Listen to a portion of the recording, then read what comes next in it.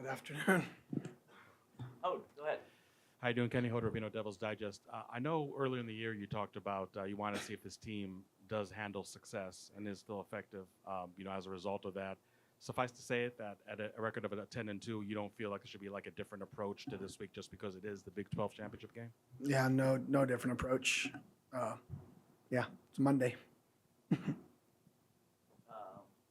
and then Ben. Chris Cartman, Son of a Source. Kenny, do you have an update on Jordan Tyson? Yeah, Jordan's going to be out indefinitely. So unfortunately, we're gonna, I don't want to give a complete 3-4 month out timetable, but he's going to be out indefinitely. Does that mean that he potentially could play if you guys go far in the? I really don't want to comment. I don't know that in the depth of that. I just know like he's out indefinitely. And then just to follow up, what does that do with offensively? Yeah, I mean time to move some people around, time to get more people on the field, create probably a little more balance offensively, and like always, gotta be able to run the ball, have good play action. So. Hey, Kenny, Ben Paris, Blaze Radio. I want to ask you what you see your role as at this university beyond football. We had Willie in here 2 weeks ago talking about he couldn't be doing what he's doing without you. Greg said the same thing last week.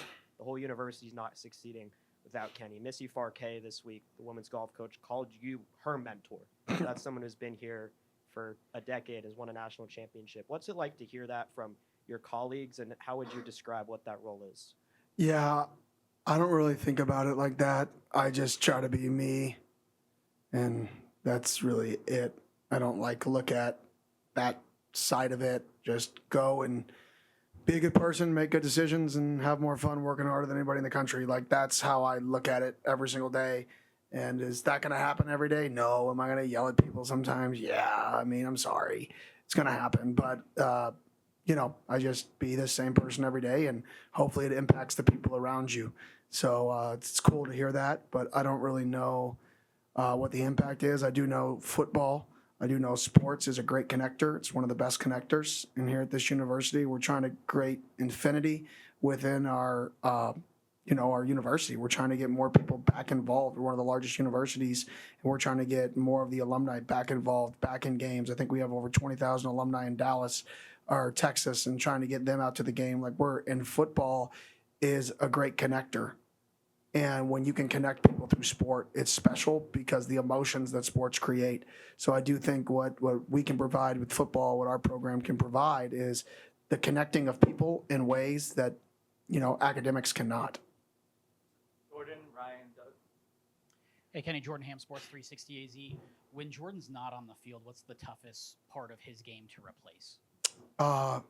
Well, he's a really good player. And then he's very physical. I mean, he blocks people well. Like not many people highlight. I saw a few people highlight his blocks on social media, which were awesome because I think that's what really has been separating our team is how hard we play all 11, not just, the blockers don't just block. Everybody blocks, the wideouts don't just run. Watch Leaf chase the ball, right? It's everybody's doing the things that are extraordinary. And what definitely makes it more difficult is obviously he demands two people to cover him. So if people don't have to demand two people, then they can load the box. So you got to find more creative ways to win those one-on-one matchups. And then after the UCF game, you said Kyson could take a lot from that game and learn from it. What have you seen him apply to his game that went from the UCF game to what he did on Saturday at Arizona? I don't know anything specifically that I saw that was different. I thought we had a good plan for running the ball, and I thought our O-line moved people. Our wideouts blocked on the edge, and then he made people miss. I mean, that sounds really simple, but that's the game of football. And I don't know if there's something different. I just think he's going to get slowly better and more comfortable seeing things every carry he gets. And I think he went for over 100 yards, over 10 or 11 and a half or something like that yards per carry. I mean, that's incredible. Ryan, Doug, and Jake Garcia. Hey, Coach. Ryan Myers, Devil's Digest. You guys have pushed the Texas to Tempe message for a long time with trying to get recruits in the door and everything like that. And with this game being in Dallas and one of the biggest cities in the state, what does that, one, mean for you? And do you guys have any plan on trying to maybe get even more pull from Dallas or Phoenix or Dallas natives trying to maybe get people that are interested in ASU and coming over? I mean, that's why we're making it's why 2 years ago when I got the job here, we made an emphasis on recruiting the state of Texas is because we knew, or I felt like the direction of college football was us towards the Big 12, which means we play games in Texas, we play games in Oklahoma, right? Which means it's easier to recruit the state. So I do think playing a game there and being, televised there, being one of the things on the billboards there is huge for the brand of Arizona State football, but just Arizona State as a university, like you alluded to, for all sports, being in the Metroplex in that area. Will it do more in terms of that stuff? I don't know. What I hope is big-time alumni from that region show up to the game.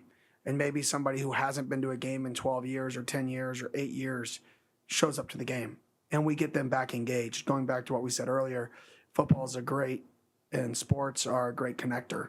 And I think this is an opportunity to connect people back to the program that have maybe been disconnected for years. Doug, and then Jake Garcia, then Jake Sloan. Kenny, I believe when you guys left the stadium on Saturday, you were not aware of whether or not Texas Tech had lost or won or whatever. Can you kind of paint the picture of what that was like when you guys learned on the way back to the Valley that you guys were indeed in the Big 12 championship game? Yeah, so I had Jason Cerverco. I've been saying his name wrong forever. He hasn't corrected me. Somebody else corrected me. How about that? You got to correct me if I say your name wrong. I don't know if you don't tell me.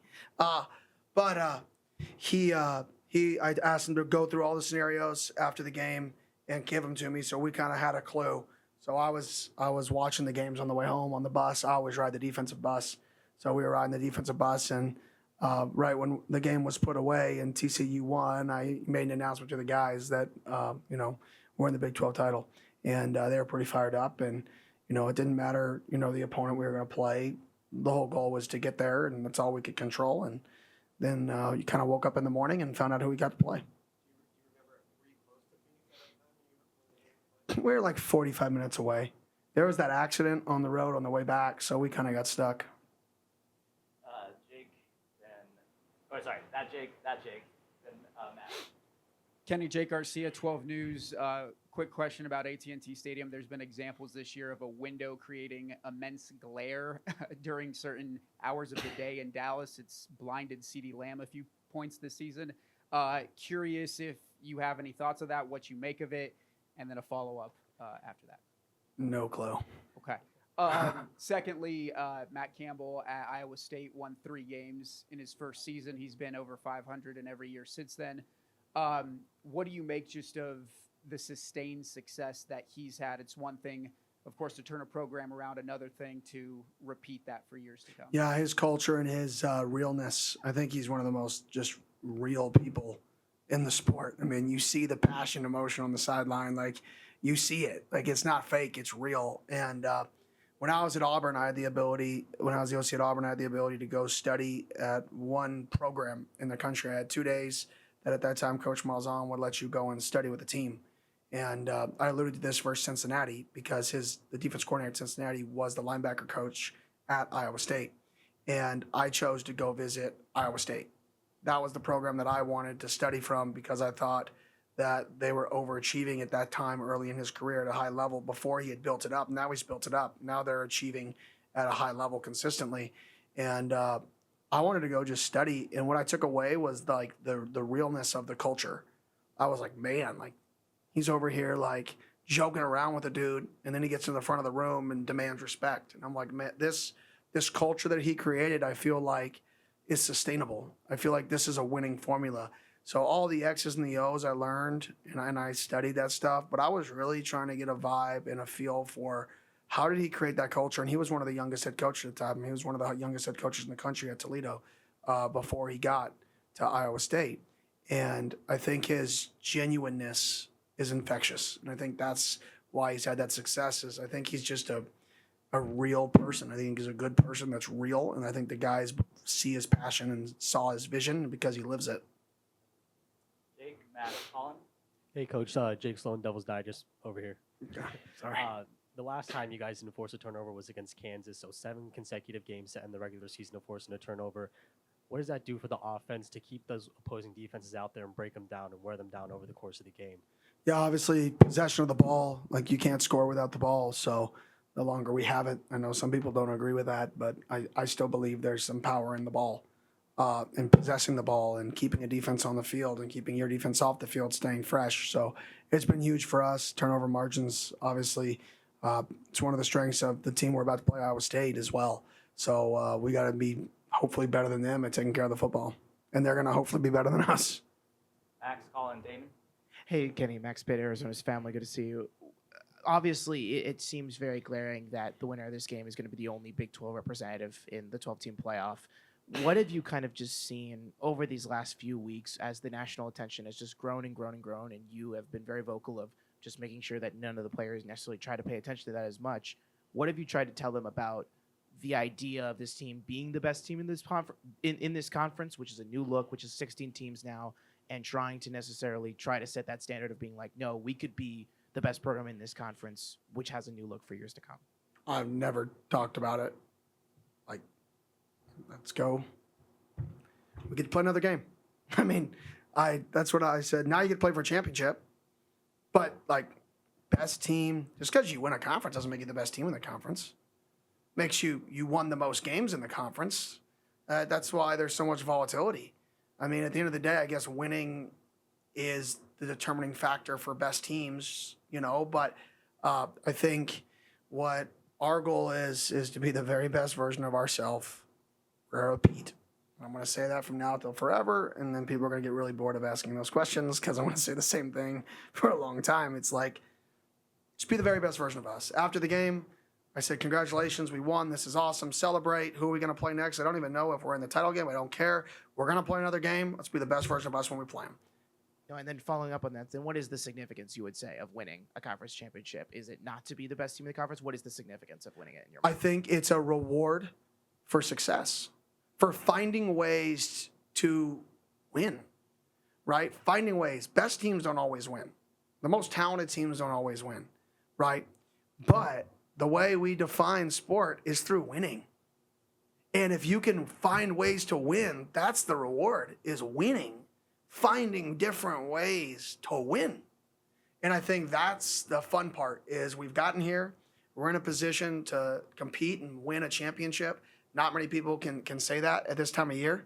Only 2 teams in our league can say that they've put themselves in position to win a championship. And that's the significance, is it's about all the challenges to get to this point, that you're one game away from accomplishing something that people said couldn't be done. That's significant. And I think that's the significance, is finding ways to win. I've never looked at it like, oh, you're the best team, you're the worst team. Nobody really cares. Who's the team that won? And repeat, repeat, repeat. Find ways, different ways to continue to win. Colin, Damon, Blake. Kenny, are there any programs or coaches that you don't have connections to at this point? Oh, I actually don't know. I don't have connections to Utah. I don't have connections to BYU. I don't have connections to Kansas State. I don't have connections to most people. To be honest, I just respect them from afar. I don't dislike many people. That's just not my personality. Like, I try to take something from everybody. Everybody's gotten to the position that they are because they're really good at something. And what can you learn from everybody that you go verse, and what can you take from everybody that you go verse, and try to take a little bit of that into your own program. From what you watched of Iowa State this year, I mean, what's the identity of this year's team, and what's the biggest challenge that they posed to you guys on Saturday? Physicality. Like, put a fullback in, put a tight end into the boundary, and we're going to run toss G lead on 1st and 10. Let's go. Stop it. And if you load the box, we have a big wideout, 2,000-yard wideouts we're going to throw it to. So play one high, we throw it to these guys. Play 2 high, we're going to run G lead right at you. And do it again. And do it again. And do it again. And then find a different way to do the same thought process. It's there's a clear identity. And the best teams in the country have a clear identity. And when you watch this team play, the toughness, the physicality across the board is the clear identity that they have in the program. Sorry, and last one, do you guys do anything different just in terms of early kickoff?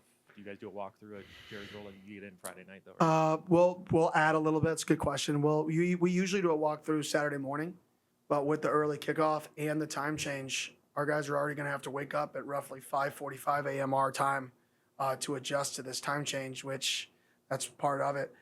So we're probably going to have to move our walkthrough, shorten it, and move it to Friday night, which we don't normally do anything when we get to the hotel on Friday, but we will this week because of the schedule. Damon, Blake, and Chris. Hey, Kenny Damon, Allred Arizona Sports. With how long program rebuilds can take at times, how rewarding is it knowing that the guys who started the culture shift with you, like Cam and X, that they're able to experience success before they're gone?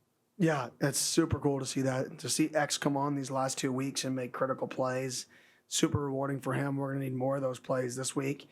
And to see Cam's name, on list to be in the top 10 for the Heisman is awesome. I mean, I think he's number 2 or something in the entire country in yards from scrimmage right now. I mean, that's remarkable. I mean, when you talk about the Heisman Trophy, you talk about impact, right? I think it's the most impactful player, the best player. I don't know exactly what the clear definition is. It goes back and forth a little bit. But I don't know of a player who makes a bigger impact on a program. He took a team that won 3 games, and now they've won 10, that takes on his exact identity of him as a person, which is passionate, intense, physical, tough. The team's taken on that identity as a program, which has completely changed the trajectory of the program, and he's put up unreal stats that I think he's going to be one of 100 people potentially in the history of college football to put up another stat I saw about 2,000 yards from scrimmage or something. One of the other guys I coached in the past. It's like what he's accomplished is something special, and I think he should be talked about for that. Whether he should win it or not, I mean, there's 2 guys that are unbelievable right now. But whether he should be in the conversation, I don't think that's a question. And then quick follow, what gives you confidence that the culture can maintain after they're gone? Hopefully the retention of players. Your culture is your players. Like, I am not the culture. The players are the culture, right? And the retention of players is what keeps the culture alive. So the retention of players, guys coming back, and then the recruitment of guys that want to fit this culture, not the recruitment of the best players, but the recruitment of the best players for us, which are 2 different things. Blake and Chris. Hey, Kenny, Blake Neiman, Sun Devil Source. You've been a lot of different places, a lot of different elite programs in your career. Is this the most special thing you've been a part of in your football career this year? Yeah, this is pretty cool. As a team, this is probably the coolest thing I've been a part of. Watching Jordan Travis in my second year go from a guy that didn't think wanted to move positions out of the quarterback room to being a guy that people didn't believe in to then being the savior was probably most individual cool thing I've ever seen in my career. Was this kid completely transform his life into now a guy who plays on Sundays when he didn't even think he was a quarterback at one time. That was the most individually, like for a player, person-to-person gratifying thing I've ever seen. Second would have been the Bo scenario, which was a very similar situation. See a kid go from where he went from to like, whoa, he's in the Heisman race. This is the coolest thing I've ever been a part of from a team. This is a special team. Like, this is a very, very unique and special football team that we have here. What makes it so special and so meaningful to you? I just think the guys and the work they've put in and the relationships they have with one another is unique in an era where a lot of things are, there's different motives than there used to be. I think our guys' motive being winning and like the competitive nature of like, I just want to win. That sounds so fundamental, but like, there's so many other distractions now, and it's not the guy's fault. And there's nothing wrong with those distractions that like, wow, they just want to win. And what I'm excited for is because they had that mindset, I think they're all going to be individually rewarded. And that, I think, is what college sports is about. It's, look, you can come together for a greater cause and then reap individual reward at the same time. I think that's the message that college sports can send out, where other people say, all these kids are transferring all this. I want to create that message of, man, you can do this together and receive individual rewards. That's what it's meant to be. And I think our team has that mindset, and I'm hoping to then give those individual awards and get these guys those individual awards and accolades and all the things they want individually because of that mindset that they put together this year. Kenny, you mentioned the 2,000 scrimmage yards. Henderson did that in 2018. Obviously, how important is that to an offense, and how ingrained is that in you with Mike Norvell and what happened here with Marion Grice and DJ Foster? Yeah, I think anytime that your running back can be a weapon out of the backfield, it just creates another element. And I think we always, from now till forever, want to have a back who can become a pass catcher, catch the ball out of the backfield, be a weapon. And you want to give that dude the football. You want an elite back. And I think that's one thing that we'll always have here is a back that can play on Sundays. You know, I've been blessed to coach a lot of those guys. I mean, a lot. Coach Aguano's coached a lot. And I think this is I can say this with confidence. There's not many places better in the country right now to be a skill player. If you're a wideout or a tight end, you have a quarterback who's going to play on Sundays throwing you the ball for 2 years. If you're a running back, you have 4 linemen that can return behind a guy who just was up for the Heisman. I don't know much better situation somebody could walk into from a skill position player than those two in that situation. Sean and Ben. Hey, Coach. It seems like your wide receivers blocking has been an emphasis this entire year. So I'm just curious, from your perspective, how that's kind of evolved from Mississippi State to now. Yeah, I mean, I have a question. Why do you think our wide receiver blocking is really, really good? Why do I think so? Yeah. Yeah. Hines Ward, baby. When you have a guy who lived it and did it and smiled when he did it and blocked you into the cooler and then smiled again and then caught 10,000 yards and 100 touchdowns, and he tells you, if you want the ball, you better block, you're going to block. If he told me to block, I'd probably go block somebody. Like, that's just the respect you got to have for what he's accomplished and then how he operates as a football coach. So it's that mindset that he's instilled in that group is uniquely special. Jordan and then Ben. Kenny, with the change in schedule in the signing day, how does that affect how you guys do things? And one more thing on an already busy week. Yeah, I mean, it's a lot going on. It just adds more stuff. How does it change how we do things? Like I tell our coaches, everybody's got to recruit. Everybody knows recruiting is the lifeblood of the program. But at the end of the day, it's about your own players. And I always tell our guys that. Like, it's always the priority is the guys who chose to come here.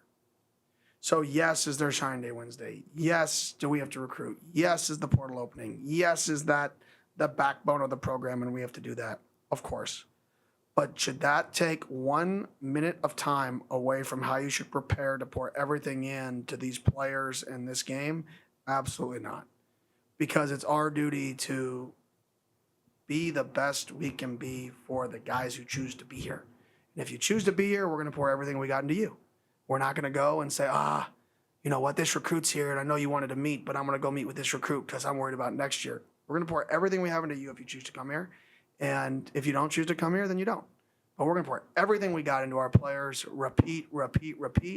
And then whenever kids come here, pour everything we have into them. And that's going to be our mindset. It's always about the kid in our roster. And I really believe if you treat your own people well, they'll recruit for you. I want to ask you about Shimon Mateer, who's matched all of his career numbers from 3 years at another program this season. To go back to what you just said about skill positions, what has he added to the offense, and how would you describe his playing style, both blocking and obviously catching the football? Yeah, he's very versatile. He's a big dude, but he's very physical. He's one of the best, if not the best, blocking tight end. Him and T. Ferg up at Oregon, two of the best blocking tight ends I've ever been around. So his physicality and toughness is unbelievable. And then his ability to stretch the field and catch touchdowns, catch screens. I joke about Coach Roy. I'm like, man, we get in the red zone, like it's like get him the ball time. Like, golly, and you do block, touchdown. Like that's nice. But it's just he's vital to the team, and he's great for the culture too. I mean, he loves ball, absolutely loves it, and he's physical at that tight end position, which is becoming a rare breed. Thank you.